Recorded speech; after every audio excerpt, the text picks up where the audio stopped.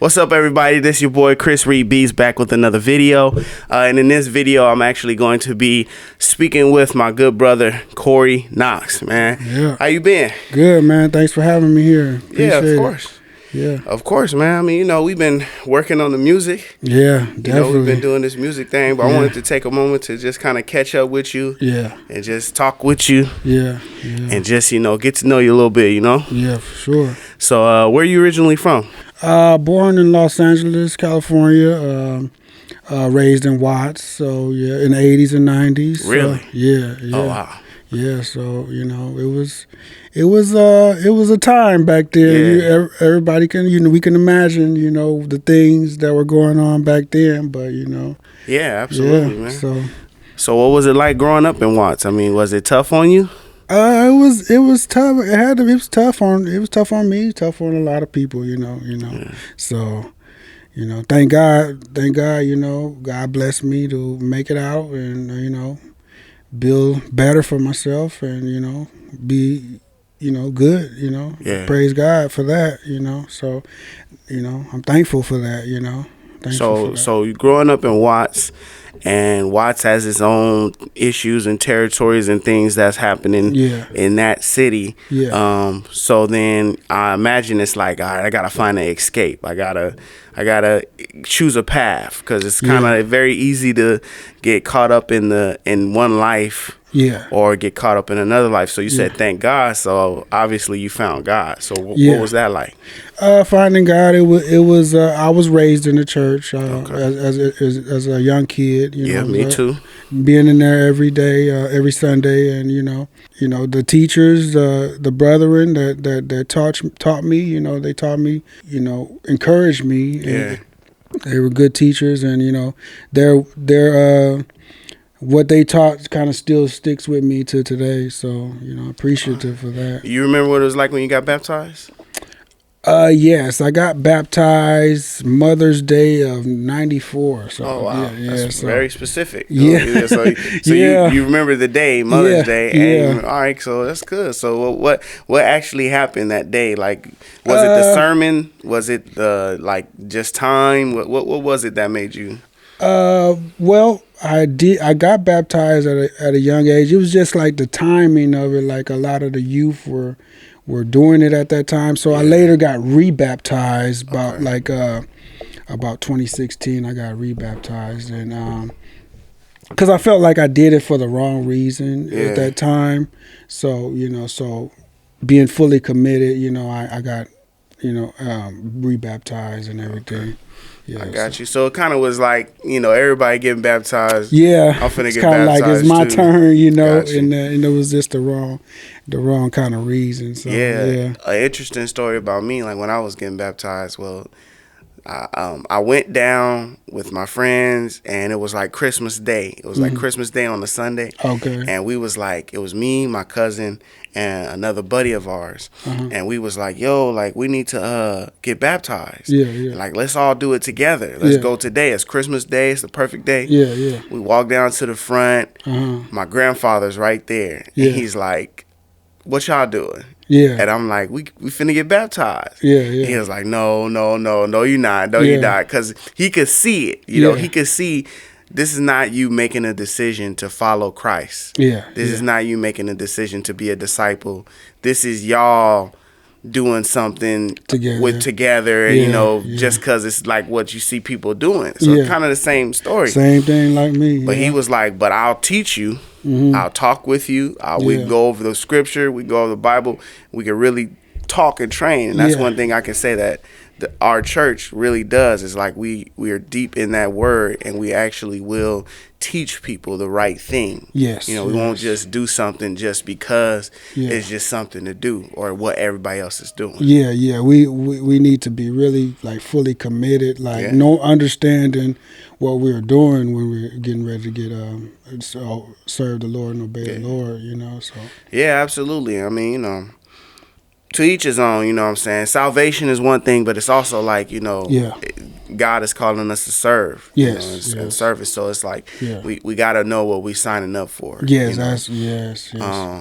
Well, besides that, so I mean, so you baptized, you growing up in Watts, and you know, life is good. You got the Lord with you. You know, how do you get into rap? How do you get into writing and making music? Well, I had some friends that were in the neighborhood.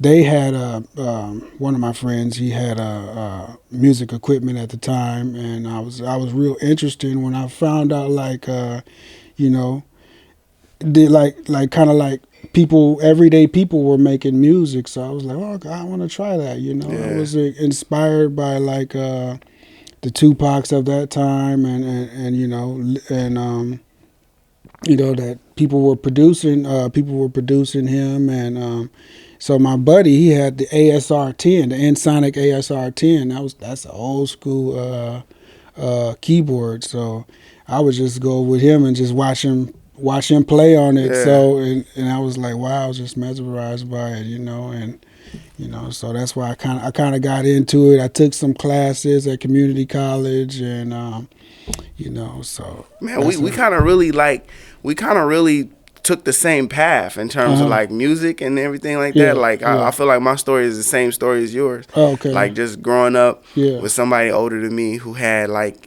equipment, or like I would see people with different keyboards. Like I remember the Motif. It was like this one guy, this one keyboard player had a Motif 7, and I was just like, yo, he makes this thing sound so good, you know, and just wanting to be in the studio and wanting to like, it just got me into making music. So kind of same. And then like I went to Cerritos College. Oh yeah, okay. Yeah. I took some recording classes and some engineering classes and stuff like that, and pretty much the same thing. That's why I'm still kind of doing stuff now with music. That's why I'm still, you know, producing and everything, because they kind of laid the groundwork. I remember you know, the equipment was real expensive. It was really expensive. It's like, do you want to buy a car, or do you want to buy this equipment? Now you can just, you know, buy an app on your phone for like $10 and just there are people now that's making songs on their phone. Absolutely. It's interesting, you know what I'm saying, to see the different apps that you can use on your phone. So I was thinking about it because I was like, okay, cool, you know, we're making music. And, you know, I remember times going to Guitar Center, buying a microphone, testing it. Now we don't like it, bringing it back. You know, just all that type stuff, all of that nostalgic stuff really just, you know what I'm saying, music is captivating, you know. And it's one thing to listen to it, but then now you have these computers and equipment, you can make your own. It's just something else. So you know, Christianity and music, and then they come together. And we have this thing now where, you know, they call it Christian rap, you know. It's kind of like this genre bending thing. Cuz some people feel like Christian rap is Christian rap, but you can't call it gospel music. Oh, okay. You know what I mean? So it's kind of like, you know, we get caught in the politics of it. We get caught in the word association of it. And I think some people lean toward the rap side of Christian rap than the Christian side. You know what I mean? In terms of like, what do you think? How did those two worlds combine? Well, it combines with the music because, you know, it's my life, it's my experiences, just like any other you know, other artists out in secular music would portray their experiences, and then like I'm just my spiritual experiences, like the things that I go through, the trials and tribulations, and I'm just relaying that and my experiences to share with people, like, hey, you know, this is what I've gone through, you know, and you know. So what feedback have you gotten about Christian rap, or just specifically about your music? I've got good feedback. I'm like I'm doing a good job. Most people say I'm doing a good job. You know, you keep going, and I haven't really got too much negative feedback in it. You know, I get support from the church. You know, I've shot a music video in the church building. That, you know, the leaders and the elders were very receptive of that. So. Yeah, I've been getting a lot of support from people, so I appreciate that. Thank God for that. So, yeah, absolutely. I mean, you know, like support and encouragement, man, it really just does go like a a really far way. Like it goes a long way, and it's like people don't really know, like depending on things that you say, how much that could possibly like push somebody, like either way, like good or bad, you know, like to go forward or to go backward. And so I think it's just like, man, if you're gonna say something, like, you know, just like the Bible tells us, you gotta season your speech. You know, you gotta season it with salt. Like you can't just be out here just saying anything because you don't know how discouraging that could be to somebody. Exactly. You know? So it's just like, you know, as we learning and transforming through Christ, it's just important for us to actually apply the things that He told us to do. You know, and actually apply what the scriptures say. And just Bible better. You know, we got a Bible better. You know, it's like we know the Bible, and when it comes to like, you know, certain things, we'll tell people about it, but then in our own personal lives, you know, are we actually representing that? You know what I mean? It's important. Like I kind of encourage the people.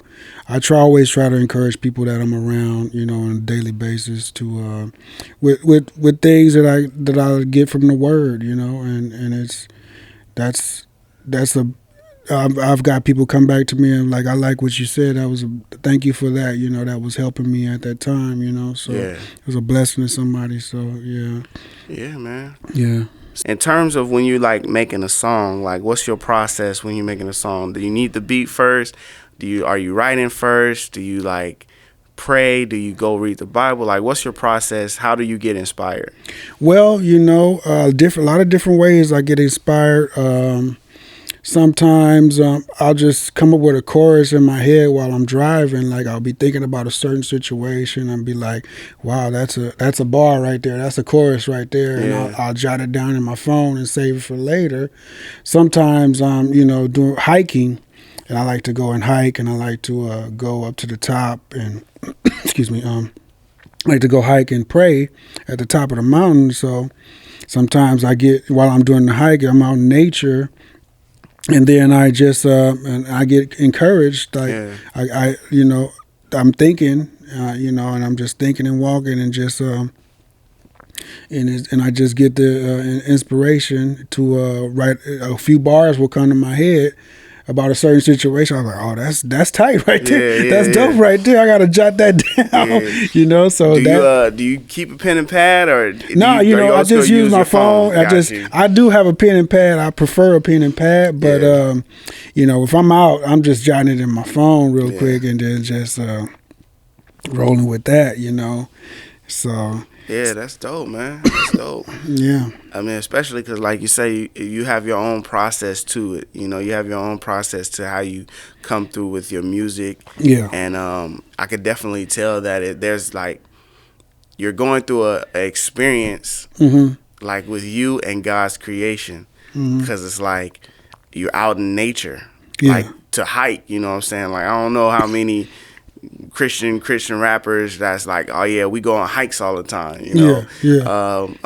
But you're getting closer to God's, you know, nature. And you know, I remember we went to when we went and shot the video for Love of God. So when we shot the video for Love of God, we did that hike up that mountain, man. That was like, you know, it was tiring. It was an experience, but it also was cool because it was like, you know, getting to the top of that mountain and being able to look out and see, like, man, God is really good. Look at all this stuff. Look at all this, you know, nature. Look at this mountain that we just climbed up, you know. And had that big giant cross at the top of the mountain, man. That really was something. Like, so to like film the video, but then also just to be there. You know, it really was like, it was symbolic too, because it's kind of like your life. It's like you go through things. It's the ups, the downs. You got to cross over some things. Sometimes you go the wrong way. You got to go back. You know, it's a climb. It's a journey. And it's big stuff. It's big stuff. It's big stuff.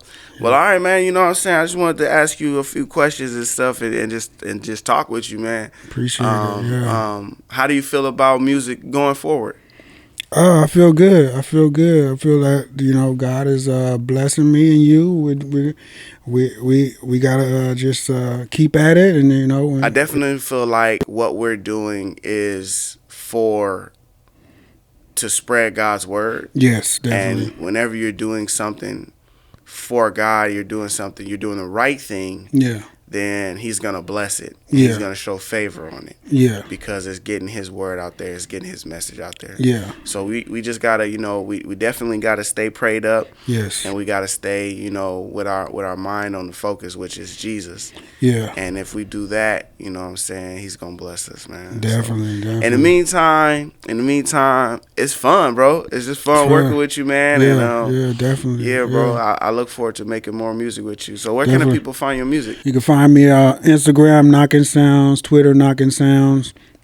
You can find me on linktree.com/Corey Knock. All right, so that has been episode with your boy Chris Reed Beats and my good brother Corey Knox. Be on the lookout for his new single, The One For Me. The One For Me remix. As well as Love of God, Child of God. Yeah. You know what I'm saying? Yeah. This collaboration that we got going, this partnership is just going to produce some real dope music. So I'm looking forward to it, bro. Definitely, yeah. And man, look out for Child of God video. The One For Me video and the One For Me single should be dropping. When is it drop? The 25th of February. 25th of February. So on the 25th of February, be sure to be here and be sure to go to Corey's page so that you can check out that video. All right, man. It was good talking to you, bro. Good, brother. Yeah, good having. Peace. Yeah.